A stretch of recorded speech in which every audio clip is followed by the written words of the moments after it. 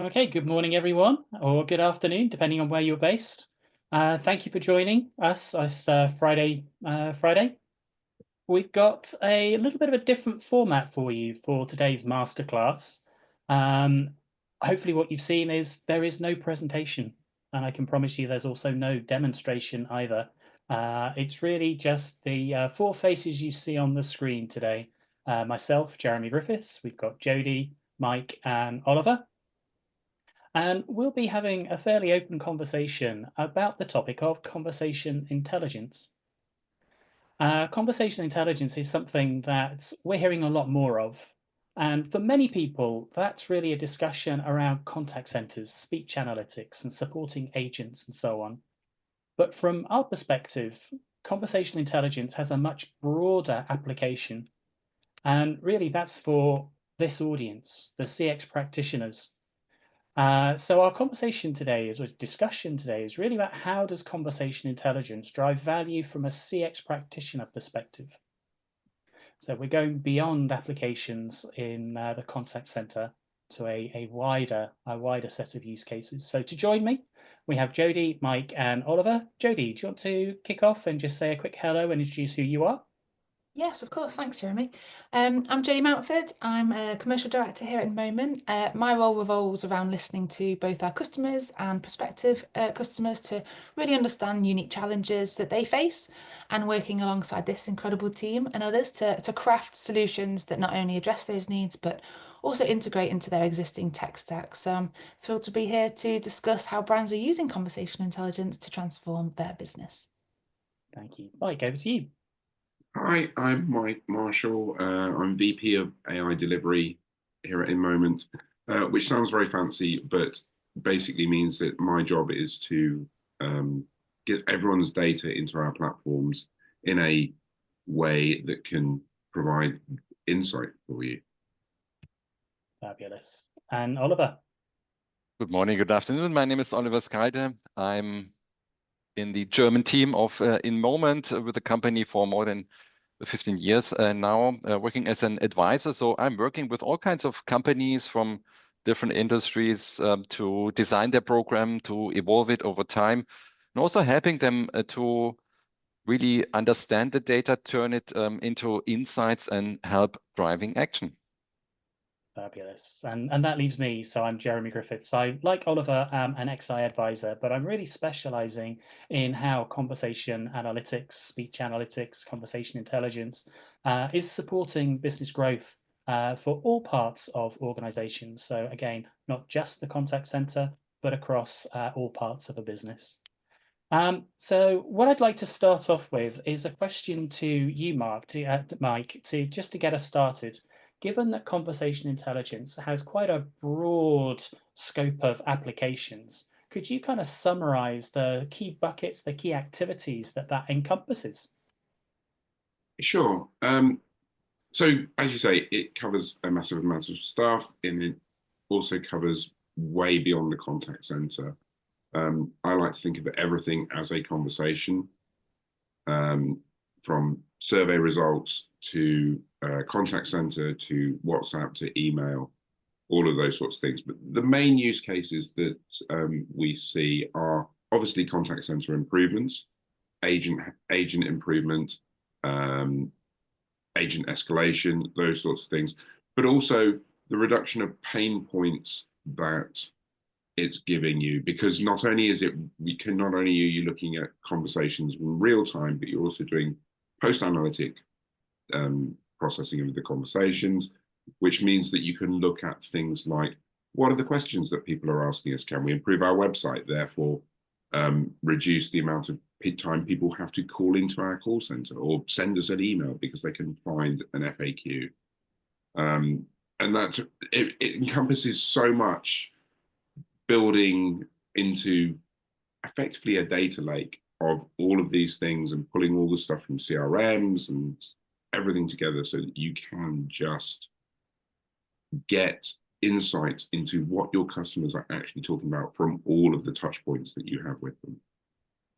Fabulous. So really playing that back, yes, there are speech analytics and capabilities for real-time agent assist to support calls as they happen. but also all of that insight can be integrated with other data sources beyond the call itself, other conversations that a client might be having with their customers, the additional metadata, the surveys, to build a much wider picture of conversations across an organization, and therefore opportunities to drive improved customer experience. So Oliver, perhaps over to you. As a CX practitioner, what do you see as the applications for conversation intelligence? Yeah, absolutely. So first of all, for a CX practitioner, customer service interactions, regardless of channel, is very, very important for every CX program, because these kind of interactions are a moment of truth in the customer journey. There is an issue, therefore there's a need to get in touch. And so it's really critical to learn about what can be done better, because these, it's a interactions, they are creating these memorable moments that drive future behavior. So almost in every CX program, there's a post call or post interaction survey where we typically measure things like the agent friendliness or the competence of the agents, or we get respective comments on this. But these metrics, this is so generic. What should I really do with friendliness? So therefore, quite often I really wished to go back in time to actually listen to the call, for example, or the chat, to really understand what is the agent saying, what is he doing, what is the attitude that then later on a customer perceives as being competent or friendly. And so really by combining then the feedback with the actual interaction, that gives me this additional level of insight. I need really to drive actions and to show what is really the step to be taken. So this is the first thing. The other is that when I look at the reasons for these interactions. So for a contact center manager, they care primarily about what is really happening during the interaction. Are we able to resolve an issue first time? But as an CX professional, I am in a cross-functional role. I really have this oversight of the entire customer journey. I am supporting really the overall business about where are the priorities across the entire customer journey. Where do I need to move the needle, within which department of the organization I have to take action, or where are these frictions from one step to the other? So really, again, understanding about these demand failures is really critical. So typically, we just are monitoring, these are the core reasons. But again, that's not really actionable. And so going really one level deeper, and listening in this context to what is the customer saying when calling in, for example. How is he describing what is missing in the proposal, what is really unclear when navigating the website, what is really wrong in an invoice? Again, that's this additional level of insight that is needed to drive action. Got it. And a couple of things that you mentioned there really struck out to me. Demand failure. I think I hadn't heard of that term until about a year ago. Some people have called it call diversion, but it's really that sense of we're getting calls into our contact center, calls, chats, but that's probably originating because of a failure somewhere else down the line, whether that's in your stores, on your digital channels. So we want to understand, learn from the conversations that are coming into our contact center, what else needs fixing around our organization. So that's really the essence of demand failure. The other piece you talked about around agent ratings and so on. So often the rating of the agent is haloed by the experience the customer is having. Talking with one client, if the delivery doesn't happen of a particular good that was promised and they call in to chase, where's my delivery? The agent may be doing a fantastic job, but the rating is so suppressed by the experience. It's hard to measure the effectiveness of the agent. So like you say, listening to the call, understanding how well the agent is dealing with the call helps us see how well we're managing that process. Fantastic. Thanks, Oliver. Jody, with your sort of client hat on, are there examples you've got that help to demonstrate how all of this comes together? Yeah, absolutely. Gosh, we've got lots. Probably use the whole time just talking through each one of those. But it's a great question. My conversations with clients across lots of different industries, there's definitely a growing recognition that conversation intelligence is much more than a contact center tool. So yeah, we're seeing organizations leverage this intelligence across sales, product development, marketing, and sales teams use it to capture competitive insights and buying signals too. One example, a well-known fashion retailer recently used journey mapping and customer feedback data, including surveys, reviews, and call center, to identify a critical issue in their customer experience. So customers were excited about purchasing the latest shoe model, but then a day later they would receive this email saying that their order had been cancelled without any real clear explanation, which was quite an heightened frustration for them. So yes, that left many customers feeling disappointed and confused, especially after, spending a full day thinking they're on the way. So in response, the brand looked to deep dive into cancelled orders, and by pulling the data across all the sources that I mentioned, and Reddit and customer reviews and competitive reviews and calls, through that analysis, they found that call center agents were often attributing the issue to staffing problems. And there's a really inconsistent gap actually in the messaging that customers were receiving. There's lots of different reasonings and they're all kind of like made up, if you like. So that lack of clarity in the communication around cancellations was really causing frustration and harm to the brand. So recognizing that need for change, they took action. Order confirmation emails were being sent instantly as well, so solely relying on online stock measures. But crucially, these emails were being sent before stock was checked.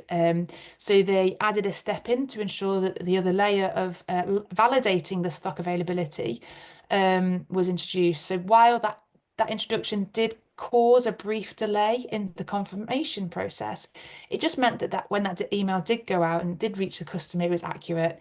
It had been verified by the relevant department. So this shift ensured that the customers received a real-time, accurate information, preventing any frustration or confusion later on.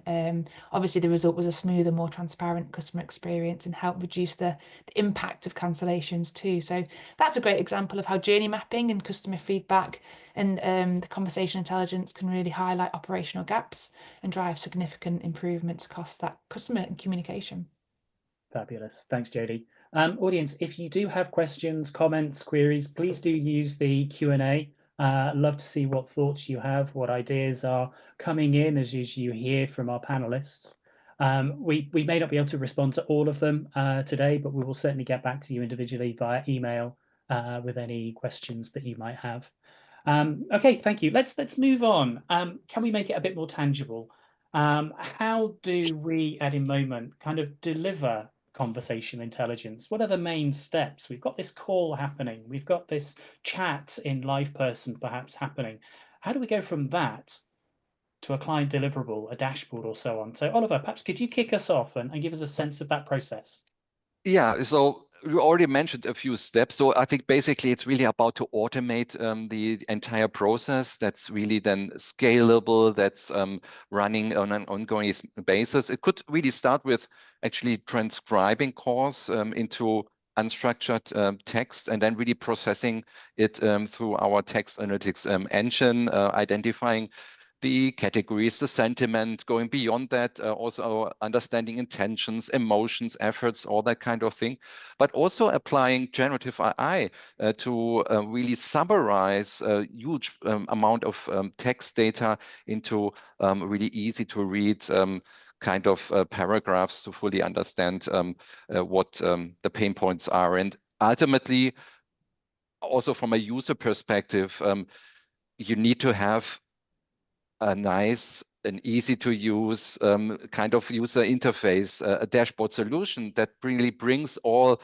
the beauty of this analysis to life and that people really can work with and see what they need to do next. Yeah, that makes sense. And I guess also your call or your transcript is tagged with a session ID, probably an agent ID, all of these sorts of things. So we can bring in metadata. How long was the call? How many handoffs were there? If there's any call reason tagged by the advisor, all of this additional metadata can be brought in to bring life to the dashboards too. Absolutely.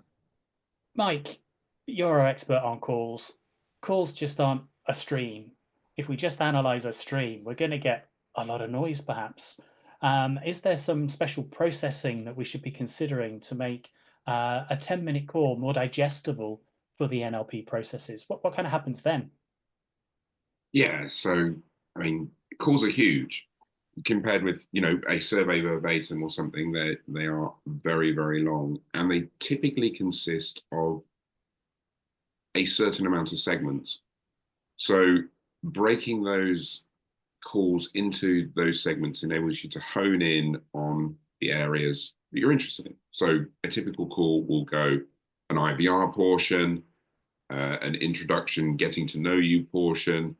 So often there's a verification segment. Then there's the what can I help you with today? So problem identification. Customer will tell you what the problem is.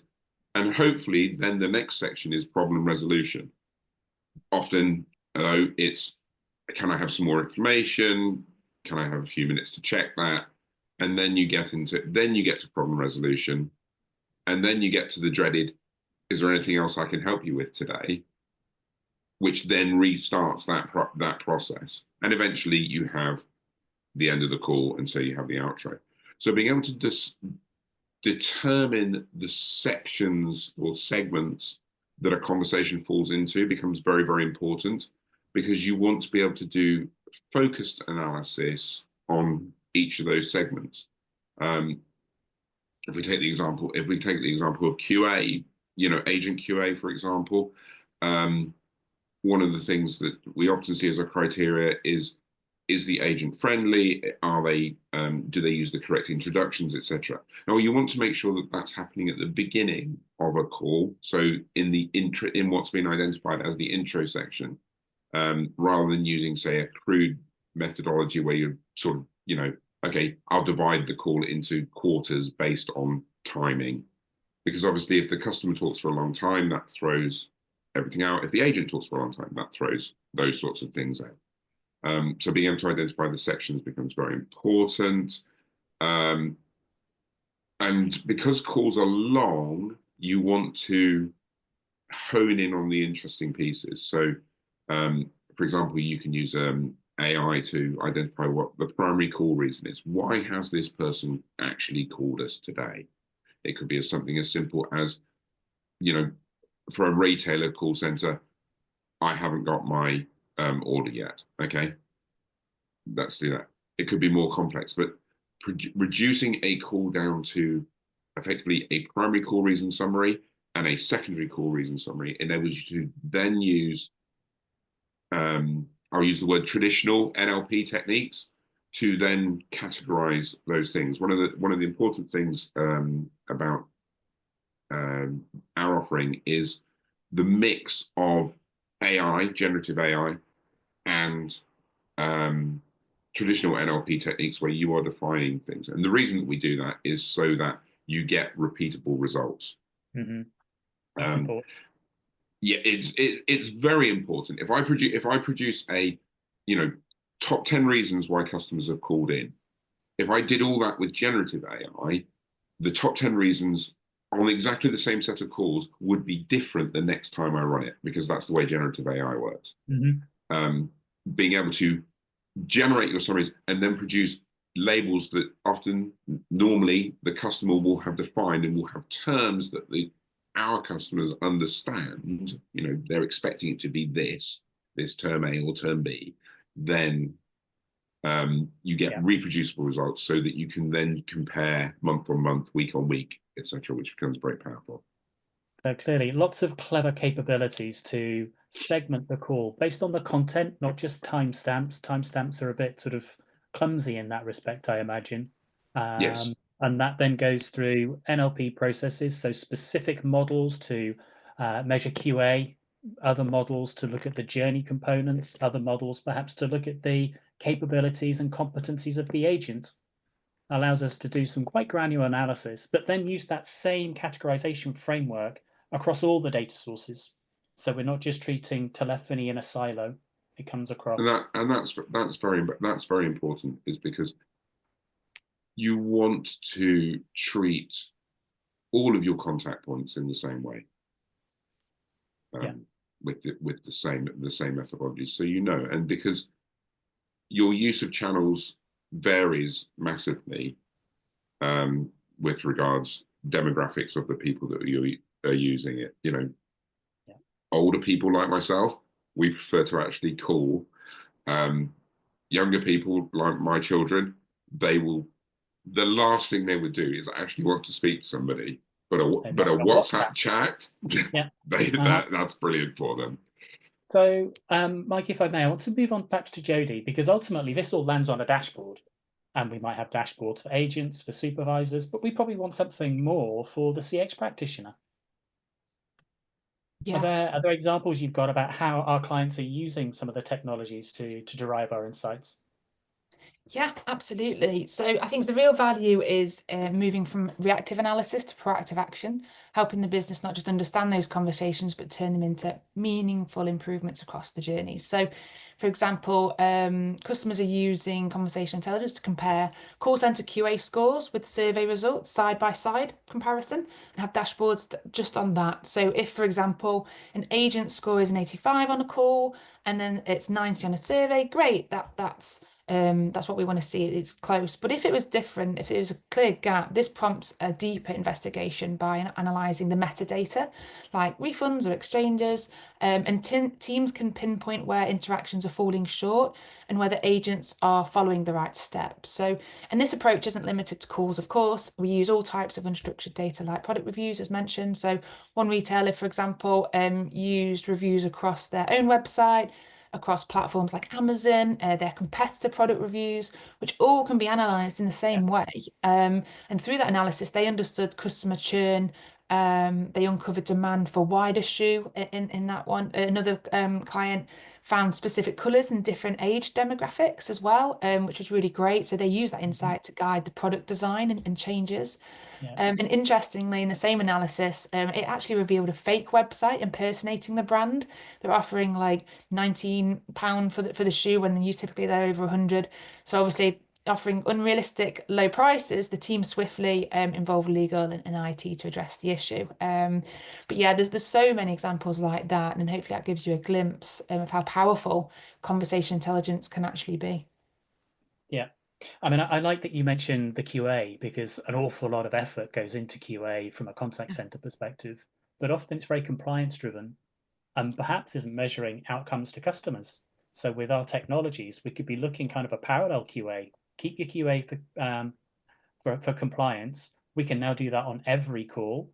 It's not just a manual process where you might be doing 4 calls per agent per month. We can do it on everything, but then also look to the extent to which we are achieving customer outcomes and have that blend of outcome.